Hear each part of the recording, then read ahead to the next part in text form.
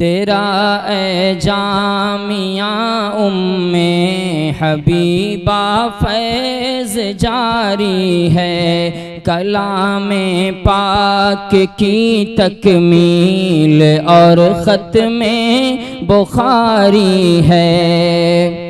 तेरी उस सूफ़े नबवी से एक मज़बूत निस्बत है। नहमदुहु व नसल्ली अला रसूलिहिल करीम। अम्मा बादु फ़अऊज़ु बिल्लाहि मिनश शैतानिर रजीम। बिस्मिल्लाहिर रहमानिर रहीम। अल्हम्दुलिल्लाहि रब्बिल आलमीन अर्रहमानिर रहीम।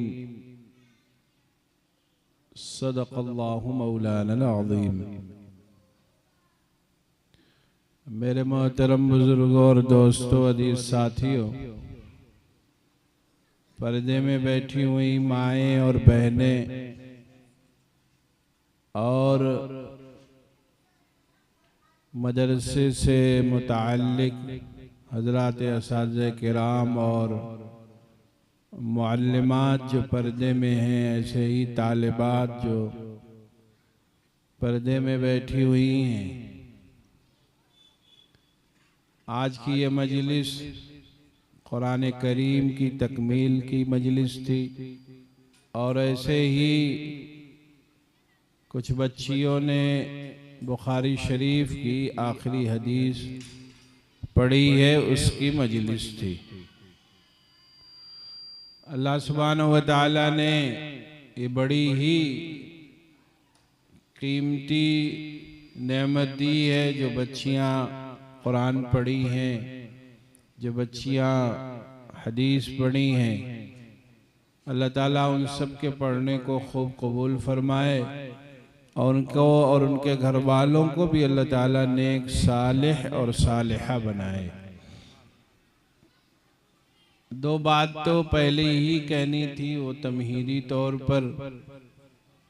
एक बात तो मैं जब यहाँ आया तो मुफ्ती मूसा साहब बयान फरमा रहे थे कि जो बच्चियों को निकाह के वक्त लेन देन होता है उसकी ममानियात भी सख्ती से की जाए और साथ में ये भी बात बताई जाए कि बच्चियों का जो हक है वो वालिदैन अदा करें।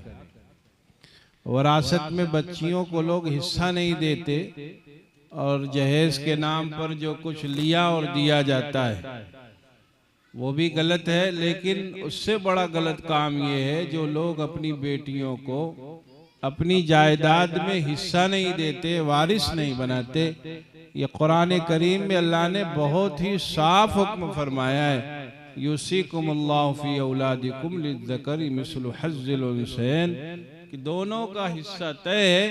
इसलिए जितने भी लोग आए हैं सब लोग ये इरादा करें कि नहीं, हम अपनी बेटियों को वरासत में हिस्सा देंगे। अज़ान हो रही है? अल्लाह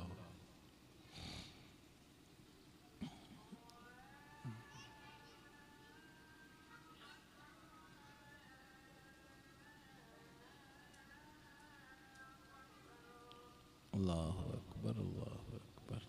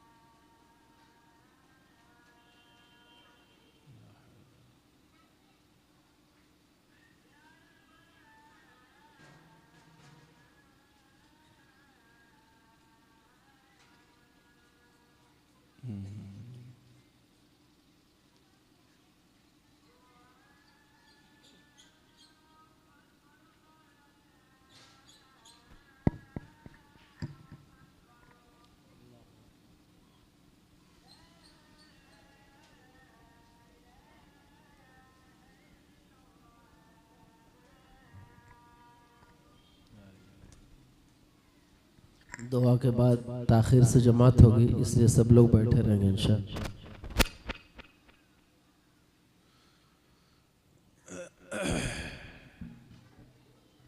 इमाम साहब यही है ना, जब मुअज्जिन साहब चले गए पता चला इमाम साहब भी चले गए तो नमाज भी हो जाएगी। अजब, मुअज्जिन साहब निकल गए, जाके अजान कर दिए, इमाम साहब निकल पाए तो नमाज भी हो जाएगी। मस्जिद अपनी वाली है भाई। तो मैं एक बात कह रहा था जो मैं सुना कि हमें दोनों बातों का ख्याल रखना कि बच्चियों को जो हक मिलना चाहिए वो बच्चियों को हक हम नहीं देते। उन्हें बस ये चाहते हैं कि कुछ चीजें दे दे और जान छूट गई। आखिर में मरने मराने का जब वक्त आता है, जाने का दुनिया से वक्त आता है, तो कहते हैं बेटी माफ कर देना, बहन माफ कर देना। बताओ कौन बेटी है जो नहीं माफ करेगी? अब्बा के सामने क्या तो माफी करेगी, कहेगी अब्बा माफ करती हूँ, भाई आपको माफ करती हूँ। बेटियां और बहनें तो मोहब्बत का पुतला होती ही हैं, लेकिन आपने तो उन्हें बड़ी तकलीफ में रखा। इसलिए जितने भी दोस्त अहबाब आए, आप सब नियत करके जाइएगा कि नहीं, हम अपनी बेटियों को और बहनों को जो शरई हक है वो पहले देंगे, उसके बाद भी लेना देना करते रहेंगे। जहेज लानत कब है? जब मांगा जाए, जब मांगा जाएगा तब वो लानत है। अब बहुत से लोगों ने क्या किया है कि जहेज के नाम पर कुछ $1,50,000 रुपया खर्च कर दिया और उसका पूरा माल उड़ा के रख लिया। ये भी देना दुरुस्त नहीं है और वो भी ना देना दुरुस्त है। जो नहीं दे रहा कल अल्लाह के यहाँ पे खड़ोगे। अल्लाह ने तो कुरान में वाज़ेह तौर पर फरमाया कि सबका हिस्सा मुतय्यन है, उसी एतबार से सबको हिस्सा देना है। आपकी बेटी है, आपकी बहन है, आपकी माँ है, वो किसी भी हैसियत में है, आपको उनका हिस्सा देना है।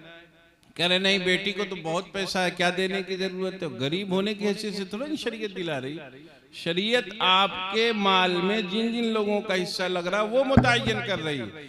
अगर बेटी और बहन के हाल अहवाल सही नहीं है, इसके अलावा आपको देना चाहिए, तब ये सिला रहमी कह रहेगी, तब ये सिला रहमी कहलाएगी। आप कह रहे नहीं बहन के पास पैसा ज्यादा है इसलिए मैं वारिस नहीं बनाऊंगा, उसको अपने माल में से नहीं दूंगा, बेटी मेरी ठीक ठाक खुशहाल है इसलिए मैं नहीं दूं। बिल्कुल गलत बात है। खुशहाल है कि बदहाल है वो अलग बात है। असल काम आपका हमारा ये है कि अब जो पैसा हमारे पास 2 रुपया भी है, 10 रुपये भी है, 2 कट्ठा जमीन भी है, 4 कट्ठा जमीन भी है, उसमें जितना उसका हक मुफ्ती साहब से आप आके मालूम कीजिएगा कि मेरी 2 बेटी है, 1 बेटा है, इन लोगों को कैसे तकसीम करना वो आपको बना के दे देंगे। कितना इतना परसेंट इन लोगों को दे दीजिए। और ये हुक्म अल्लाह ने दिया है। 2 खराबी आई है, एक जहेज की खराबी, लेकिन जहेज के पीछे जो समझदार लोग हैं वो भी छिपकर उससे खराब काम करते। वो ये समझते हैं कि हमने तो दे दिया था, हमने तो। एक साहब कहने लगे मैंने शादी बहुत बड़ी कर दी। मैंने कहा तुमने कौन सा तीर मार दिया भाई? तुम तो अपने रिश्तेदारों को खिलाए, दोस्तों को बुला, बेटी को क्या दिया तुमने? कहते हैं बेटी पर मैंने इतना खर्च करके शादी कर दी मौलाना, वो हो गया। नहीं, बिल्कुल भी नहीं। या तो बेटी से इजाजत लेते, कहते बेटा तुम्हारा जो वरासत में हक है उसमें ये 10 लाख रुपया, 5 लाख रुपया बनना है, इसी 5 लाख रुपये में हम शादी करेंगे जिसमें अपने दोस्तों को, रिश्तेदारों को, मुताल्लिकीन को, गाँव वालों को सबको खिलाएंगे तुम्हारे पैसे से। इजाजत ले लो फिर करो, कोई बात नहीं। बात सीधी सीधी बता रहे हैं इसलिए सीधे सीधे समझिएगा आप। हम लोग हर गलत काम को जिंदा करने वाले हैं। जब आप सही सही जगह पर सही सही तरीके से सही सही हक नहीं दीजिएगा तो गलत काम फिर शुरू होना आपके समाज में, मुआशरे में हो जाएगा। शुरू होना क्या है? वो काम होना शुरू ही हो जाएगा, रुकेगा नहीं। हम लोगों ने क्या किया? हम लोगों ने सही तरीका जितना था सब बंद कर दिया। अब सही तरीका बंद हो गया तो अब ये शिकवा होती 10 लाख मांगेगा तो देना नहीं। क्यों नहीं देना है भाई? जब बेटी का हक नहीं दोगे जो चाहेगा मांगेगा। आप बेटी को हक दीजिए। और जो लोग दहेज मांगते हैं वो गलत करते हैं, नाजायज काम है, इससे बचना चाहिए। मोहल्ले और पड़ोस के लोगों को, ऐसे लोगों को समझाना भी चाहिए। ऐसे लोगों को क्या समझाना चाहिए। और यहाँ चंपारण के मुतालिक तो मुझे मेरे दोस्तों ने ये बता रखा है, हर कोई उसी में क्या है, उसी में लगा हुआ है। तकरीर करने वाले भी उसी में, तकरीर सुनने वाले भी उसी में, बयान करने वाले भी उसी में लगे, कोई बचा उचा नहीं है। वो कहते नहीं लेना ही पड़ेगा, दिया था बेटी को देना, इसलिए इधर से आएगा इधर जाएगा। जायज नहीं करना चाहिए। और इस काम के रोकने से पहले इस काम पर जोर देने की जरूरत है कि बेटियों का जो हक है वो हक हर किसी को देना चाहिए, नहीं मारना चाहिए। और जो लोग मारते हैं कल अल्लाह क्या उनकी क्या है, बहुत सख्त पकड़ होगी, बहुत सख्त पकड़ होगी। इसलिए पहली बात तो ये, आप हजरात इरादा कर रहे हैं इंशाल्लाह सब लोग देंगे अपनी बेटियों को हिस्सा। अपनी जिंदगी में बेटों पे नहीं डाल के जाना कि बेटे हमारे देंगे, नहीं, अपनी जिंदगी में देके जाएंगे। हाथ उठाइए, सब लोग हाथ उठाइए। अपनी जिंदगी में हम अपनी बेटियों को कागज में हिस्सा देके जाएंगे, ठीक है? पक्का इरादा कर रहे हो ना? हाँ, करना जरूर आप, वरना कल अल्लाह क्या पकड़ होगी, और पकड़ बढ़ जाएगी। इसलिए कि क्या है, बताने वाला आपको बता के हाथ उठवा के गया था कि देना है? सब लोगों को हाथ उठाना पड़ेगा, कोई भाई नहीं। सब लोगों को हाथ उठाना भी चाहिए और ये इरादा करना चाहिए। देखो भाई, माल अपना, बेटी भी तो अपनी, बेटा अपना तो बेटी भी तो अपनी है। ये तस्वुर जो होता है हमारा माल दूसरे घर में चला जाएगा, गलत बात है। माल से मोहब्बत की ये सब अलामतें, इससे बचना चाहिए। जैसे बेटी को खिला पिला रहे थे, जैसे बेटी के तालीम का निज़ाम बनाए हुए थे, बेटियों को बढ़ा रहे थे, वैसे ही बेटी को अपनी ज़मीनों में हिस्सेदार बनाइए। आपकी बेटी है, अपनी बेटी है, आपसे कितनी मोहब्बत बेटियां करती हैं, बच्चों से, बेटों से ज़्यादा बेटियां मोहब्बत करती हैं। और वो एक अलग कज़िया, उसमें मुझको नहीं बात करनी, मुझको सिर्फ इतना बताना है कि दोनों औलाद आप ही की। ये सोचना कि माल हमारा दूसरे के घर चला जाएगा, ये गलत बात है। और ये हुक्म अल्लाह ने बयान दिया, अल्लाह ने हुक्म दिया है कुरान में। अल्लाह ने इरशाद फरमाया, युसिकुमुल्लाहु फी औलादिकुम लिज़्ज़करी मिस्लु हज़्ज़िल उन्सयैन। जब कोई जैसे वक्त से निकाह नहीं होगा तो हरामकारी समाज में फैलेगी, नहीं फैलेगी? हरामकारी फैलेगी समाज में। अगर वक्त से निकाह हो जाए, बालिग होने के बाद, जो शरीयत कहती है कि निकाह वक्त से कर दिया जाए, तो बताइए समाज में खराबी फैलेगी?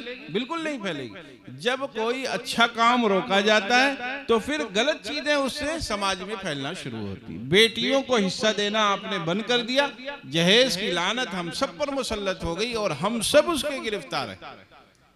एक बेटी को दे रहा है, बेटी को देते हुए करा रहा है, लेकिन बेटे का जब नंबर आता है फिर टाइट होके खड़ा होके वसूलना शुरू कर देता है। कहता है हमने बेटी को दिया था, हम लेंगे नहीं, हमको लेना जरूरी है। जैसे वहां तुम मजलूम थे, वैसे ही अब ले रहे हो तो क्या हो रहे हो, जालिम बन रहे हो। अगर वहां मजलूम अपने को समझ रहे थे तो यहाँ पर क्या हो, आप जालिम बन रहे हो। इसलिए अगर कभी आप फंस भी गए तो मजलूम बने रहो, जालिम बनने की क्या जरूरत। दे दिया तो अब उसको वसूल करने की जरूरत नहीं है। जो मौलाना लोग यही कहते हैं कि देना है इसलिए इधर से लेके इधर घुमा देते हैं, नहीं करना चाहिए, बचना चाहिए। अब एक आखिरी बात ये होती है कि लोग रिश्ते नहीं करते। लोग क्या है कि रिश्ते नहीं करते और तरह तरह के ताने और बच्चियों को परेशान किया जाता है। उसको सही करने के लिए हम सब जब इरादा करेंगे, हम सब बाकायदा बताएंगे, रिश्ता करते ही बताएंगे कि देखिए हम अपने बच्चों को शरई हक देंगे। और पेपर में जबानी नहीं, मौलवी साहब हमने हाथ उठवाया, आपने उठाया और समझ रहे अब जन्नत ही में मुलाकात होगी, आगे फाइल बढ़ गई। नहीं, पेपर में बेटियों को मालिक बनाइएगा तब माना जाएगा। आप कहें नहीं मेरे बेटे नेक हैं, जमात में जाते हैं और खानकाह में भी जाते हैं, बड़े वाले मुफ्ती साहब से ताल्लुक भी है, ये सब भरोसा नहीं चलेगा। आप अपनी जिंदगी में पेपर बनाकर बेटियों को मालिक बना के जाइएगा, तब आपकी बात पुरुष नहीं होगी, वरना अल्लाह के कल पकड़ो। आपके कह देने से नहीं होगा, आपको पेपर में मालिक बनाना पड़ेगा। आपको उनकी जो जमीन है उनके कब्जे में देनी पड़ेगी, तब कब्जा ताम होता है, कहने से तो नहीं होता। कब्जा आप दीजिए उनको। हमारे मुल्क का जो दस्तूर है, पेपर बनता है, स्टाम्प बनता है, लिखा पढ़ी होती है, वो करके जाइएगा, तब आपकी समझिए वहां पर आपको छूट मिलेगी, वरना कल पकड़ोगे। एक बात ये। दूसरी बात, बच्चियों ने जो कुरान पढ़ा तो सूरह नास पढ़ने के बाद फिर सूरह फातिहा पढ़ना था, फिर सूरह बकरा पढ़ना था, उसके बाद ख़त्म कुरान की दुआ पढ़नी थी। इसलिए आइंदा जो भी असातिज़ा हों या मालूमात हों, पढ़ाती हों, आइंदा ख्याल रखेंगे, ऐसे ही पढ़ाने की कोशिश करेंगे। अल्लाह ताला ने ये मौका जो दिया है सबके लिए बड़ी ही खुशी की बात है। हम तमाम अहबाब दोस्त जो लोग जमा हुए हैं, जिनकी घर की बच्चियां पढ़ी हैं, आलिमा हुई हैं, अल्लाह ताला आप सबको खूब खूब इसका जज़ा और बदला अता फरमाए। आप सबके लिए, आपके घराने के लिए, आपके ख़ानदान के लिए जो इल्म बच्चियों ने हासिल किया है वो बाबरकत बनाए और सबको सिरात मुस्तकीम पर चलाने की और इन लोगों के जाने की वजह से घरों का माहौल दीनदाराना हो, ऐसे हाल अहवाल पैदा हो। अल्लाह ताला इसके लिए खूब खूब अच्छा फैसला फरमाए।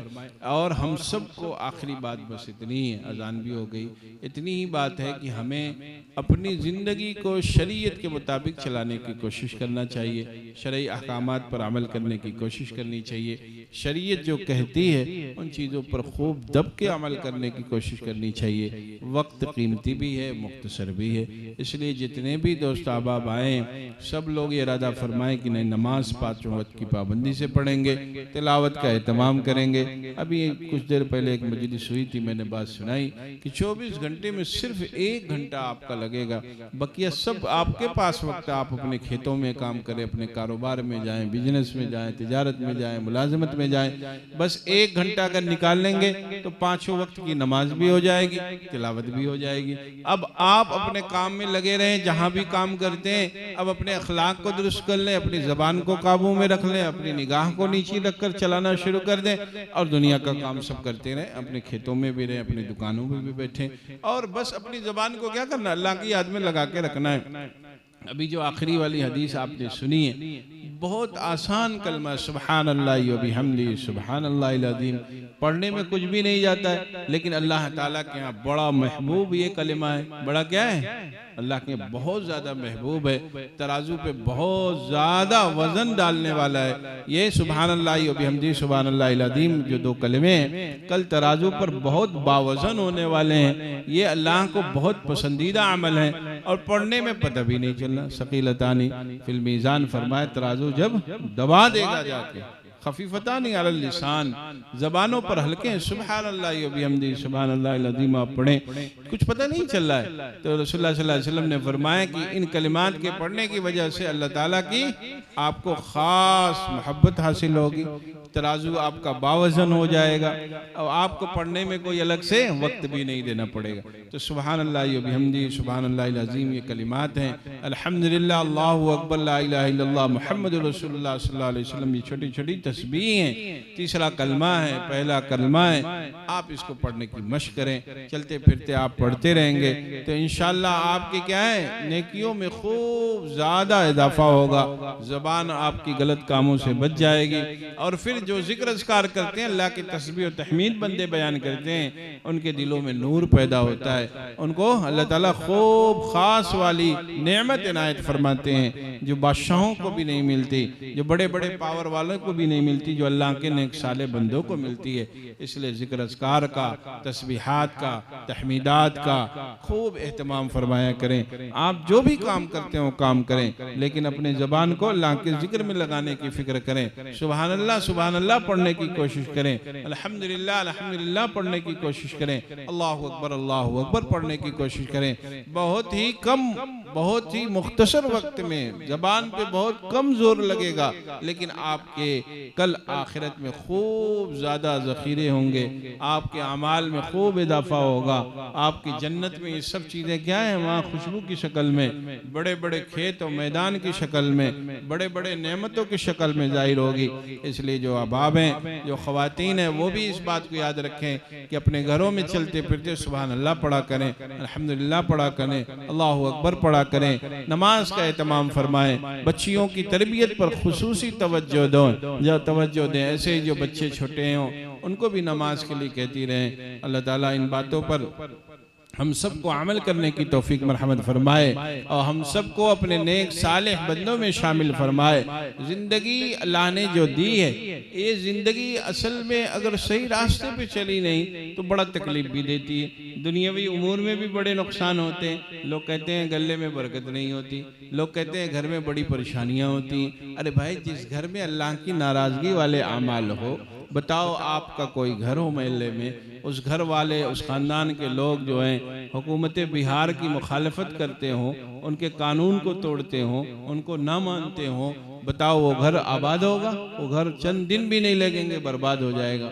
तो जिस घर में अहकमुल हाकिमीन, जो दुनिया जहान का पालनहार है, जो बहुत पावरफुल है, अला कुल्ल शैइन कदीर, जो मालिक है, फ़आलुल लिमा युरीद, जो इसकी शान हो, बताओ भाई उस मालिक की नाफरमानी की जाए और वो घर वीरान नहीं होगा, उस घर में बेबरकती नहीं होगी, उस घर में परेशानियां नहीं होंगी, तरह तरह की जो हैरानियां घरों में हैं, बच्चे जो बात नहीं सुन रहे, वफादार नहीं बन रहे, बाबा की और मामा की जो है वो इत्तिबा नहीं कर रहे, उनकी इताअत नहीं कर रहे, उसकी वजह बहुत बड़ी है कि हम सब ने अपने मालिक को नाराज कर रखा है। इसलिए जितनी चीज़ों से हमें आराम मिलना था, आसानियां मिलनी थी, खूब बेहतर जिंदगी गुजरनी थी जिन चीज़ों से, वो सब की सब नेमत क्या हो गई, हमारे लिए जहमत बन गई। बेटे बेटियां औलादें क्या है, आंखों की ठंडक है, कलेजे को ठंडक पहुंचाती हैं। लेकिन जो लोग अल्लाह का हुक्म नहीं सुनते, वो लोग इतना परेशान होते हैं औलादों से।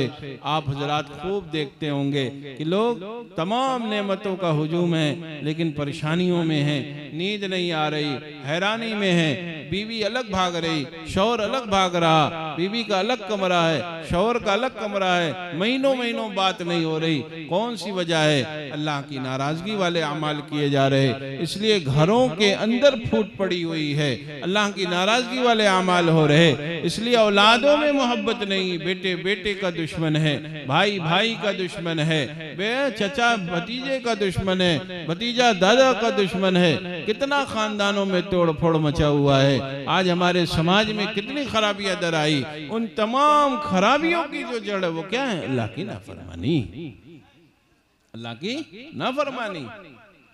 इसलिए अल्लाह की और रसूलुल्लाह सल्लल्लाहु अलैहि वसल्लम की जहां पर बात आए, मालूम हो, पता चले, पढ़ें आप, तकरीर में सुने आप, बस उस पे अमल करने की कोशिश, बस उस पे अमल करने का इरादा, बस उस पे अमल करने का पुख्ता एकदम से दिल से इरादा कर ले कि नहीं अब इन चीजों पे हमें चलना ही चलना।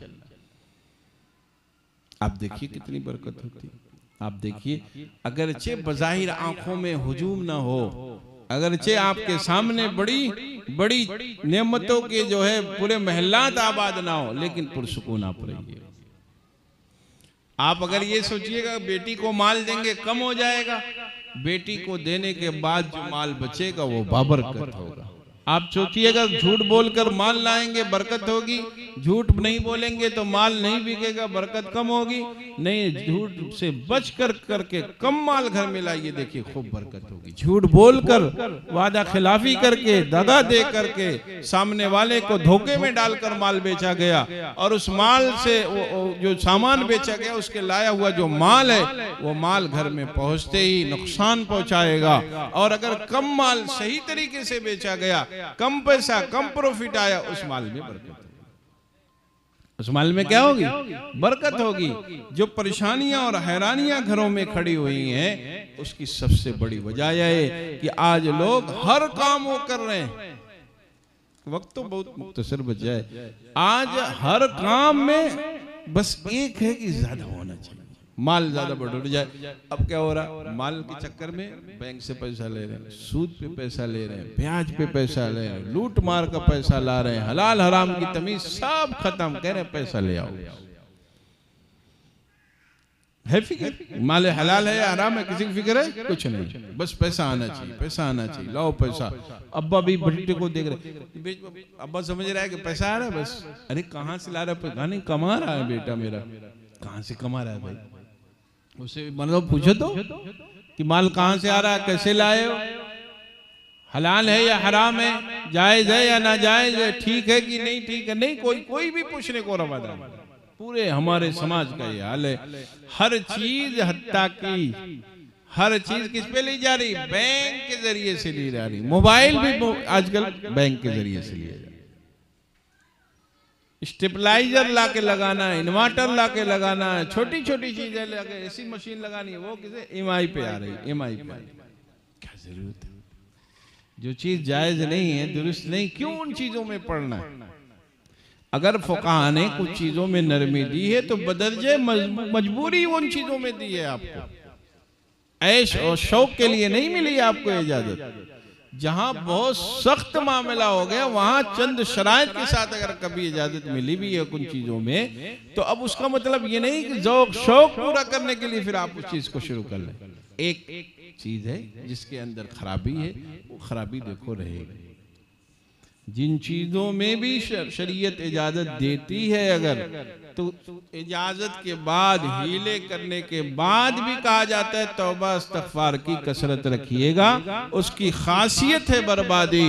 उस सूदी निजाम के अंदर तबाही पोशीदा है। वो लाख भेस बदल के लाया जाए, लाख तरीका बदल कर ले आया जाए, परेशानी में अगर किसी भी वजह से इजाजत भी हो रही, मैं उस पर नहीं बात कर रहा हूँ कि इजाजत किस बात पे, मैं ये कह रहा हूँ कि उसकी अंदर ये सरायत है, उसके वजूद में सूद के ये है कि वो निजाम को दराम बराम कर देता है।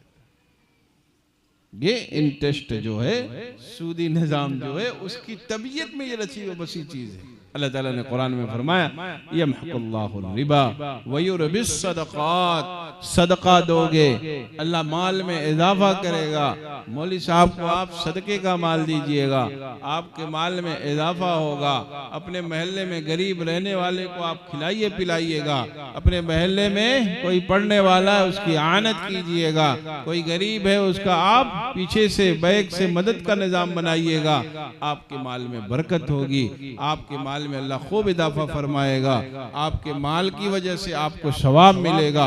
लेकिन सूदी निजाम को आप जैसे ही लाइएगा तो सूद की तबीयत में भरा हुआ है। वो जाकर जहां निजाम जहां भी वो पहुंचता है वहां पे जाकर चीजों को खोखला कर देता है। वो उसकी तबीयत में है। जैसे आप अच्छी सी कोई चीज हो उस पे जा लाकर तेजाब के 2 कतरात अभी चादर पीसी पे गिरा दीजिए, तेजाब के अंदर जलाने की सलाहियत है। चीजों को अंदर से खोखला करने की उसकी तबीयत, उसका मिजाज है। ऐसे ही सूद है। सूद पे आप चाहे मोबाइल लीजिए, सूद पे चाहे आप छोटी से छोटी चीज लीजिए, चाहे सूद पे आप बहुत बड़ा कारोबार फैलाइए, सूद अपना काम करेगा। सूद नुकसान पहुंचाएगा, सूद तबाही लाएगा। ये आज घरों में औरतें, मुझे पता चला कि इलाके जैसे हैं इधर, हर जगह ही, इधर के अब हर जगह औरतों में भी सूदी लेन देन हो रहा है। औरतें भी दे रही। जो ख्वातीन आई हैं, जो माँ बहनें पर्दे में बैठी हुई हैं, बिल्कुल सूदी निजाम में, सूदी लेन देन में, मामलात कराने में, गवाह बनने में, मुलाकात कराने में बिल्कुल भी शामिल ना हो। इआनत भी नहीं की जाएगी, फला जगह चले जाओ, इआनत भी नहीं की जाएगी। इसलिए जो माए बहने वो इन चीजों से बचें। सूद सूद होता है, चाहे 1 कतरा हो, चाहे चंद हजार हो, चाहे लाख हो, सूद सूद होता है। तेजाब की 1 घूंट पीजिए, पूरा बोतल पीजिए, आपके निजाम में जाकर वो बिगाड़ पैदा करेगा। आप 1-2 हजार चाहे सूद पे लेते हो, चाहे लाख 2 लाख रुपए सूद पे लेते हो, वो आपके निजाम को जाकर बर्बाद करेगा। इसलिए एक चीज है बस, वो क्या है? एक चीज है और वो सिराते मुस्तकीम है। आप उस पर चलिए, उस पर लगिए। तबीयत कह रही तब भी, तबीयत नहीं कह रही तब भी उसी पे चलना है। बजाय नुकसान मत देखिए, कम आएगा उसमें बहुत बरकत होगी, उसमें खूब सुकून होगा। अगर मालों का हुजूम आप ला रहे और माल हराम तरीके से लाया गया तो फिर वो माल जहां जहां जाएगा वहां वहां खराबी पैदा करेगा। वहां वहां क्या करेगा? खराबी पैदा करेगा। इसलिए हम सब जितने भी लोग आए हैं, सब लोग इरादा करें, नहीं माल हलाल, माल तय्यब कमाने की फिक्र करेंगे। ये सब दुनिया क्या है? दुनिया तो देखो ख्वाहिशात की तकमील की जगह है। दुनिया जरूरत की जगह है, काम करने की जरूरत। इसलिए अल्लाह ने जन्नत के सिलसिले में फरमाया मिम्मा यश्तहून, दुनिया के लिए नहीं फरमाई, जन्नत के लिए बात फरमाई कि हम तुमको क्या है, जिन जिन चीजों की जरूरत होगी, जिन जिन चीजों की इश्तिहा होगी, ख्वाहिश होगी, तबीयत कहेगी, मन चाहेगा, वो सब वहां पर मिलेगा। कहाँ पे? अल्लाह के पास जन्नत में मिलेगा। दुनिया में नहीं कोई चीज। दुनिया में काम करना है, वक्त गुजारना है, अल्लाह के हुक्म पर चलने की कोशिश करना है। गुनाह अगर हो जाए, गलती लफ्जिश हो जाए, खता हो जाए, अल्लाह से माफी खूब मांग लेना, अल्लाह ताला माफ फरमा देगा। लेकिन दुनिया को अगर सोचिए कि ज़ौक शौक पूरा करने की जगह है, तो ये बहुत बड़ी गलत फहमी है। हेलीकॉप्टर से जो चल रहा है उसको जहाज की जरूरत है, जो जहाज से चल रहा है उसे जहाज की पूरी कंपनी की जरूरत है, जो 4 चक्के पे है उसको चक्का मोटा करने की फिक्र सवार है, और जिसका 2 चक्का है वो अपने 2 चक्का में 3 चक्का लगाने की कोशिश में है। कोई है ऐसा जो ठहरा हो? यहाँ कोई कभी भी तस्कीन आपको नहीं मिल सकती। आप सोचिएगा ये हो जाए तो उसके बाद दूसरा काम, दूसरे के बाद तीसरा काम, तीसरे के बाद चौथा काम, हत्ता ज़ुरतुमुल मक़ाबिर। यहाँ तक कि कहाँ है? अपने असले घर में पहुंच जाते हैं जिसकी कोई तैयारी नहीं। 3 बाई 6 का रूम अलर्ट हो जाता है। हत्ता ज़ुरतुमुल मक़ाबिर। चलते चलते, भागते भागते, ख्वाहिशात को पूरा करते करते। इसलिए जायज़ ख्वाहिश है वो पूरा कीजिए। शरीयत के मिजाज के मुताबिक अपने मिजाज को बनाने की कोशिश कीजिए। दुनिया इधर हो जाए उधर हो जाए उससे मतलब नहीं है। शरीयत जो कहती है सिराते मुस्तकीम पर चलने वालों के अंदर जो कमाल होना चाहिए, उन कमाल और उन तमाम अच्छाइयों को अपने अंदर पैदा करने की जरूरत है। अल्लाह ताला इन बातों पे अमल करने की तौफीक मरहमत फरमाए। और किसी से एक बात आखिर, किसी से ताल्लुक जरूर रखें, इस्लाही ताल्लुक जरूर रखें जिससे आप मशवरा करें।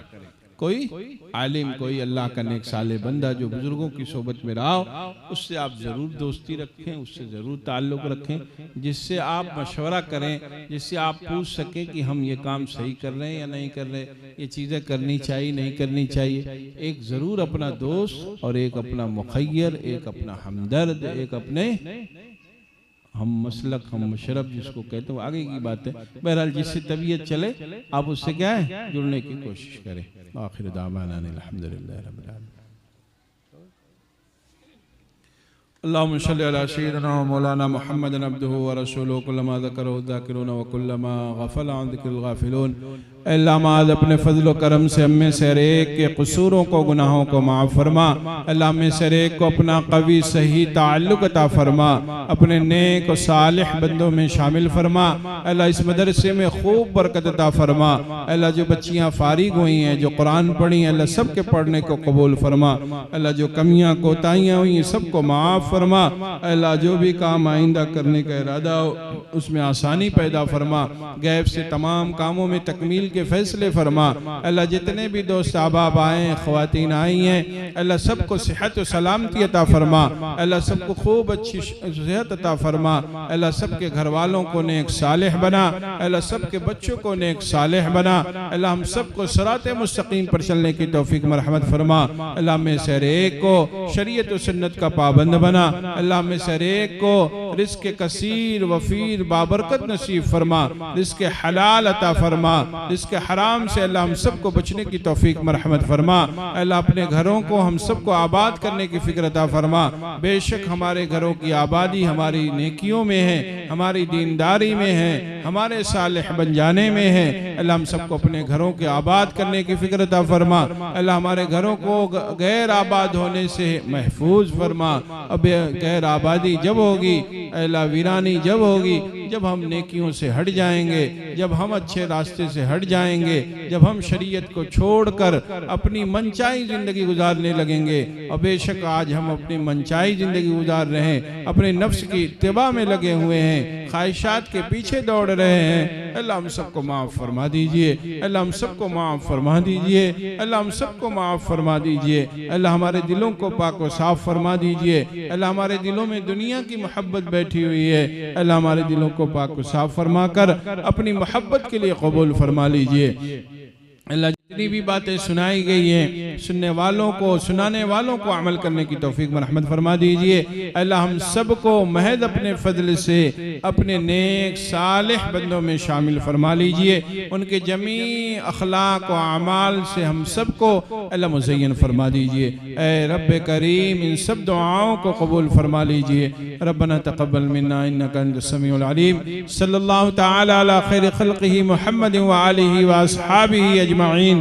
बिरहमतिका या अरहमर राहिमीन या मौलाए करीम।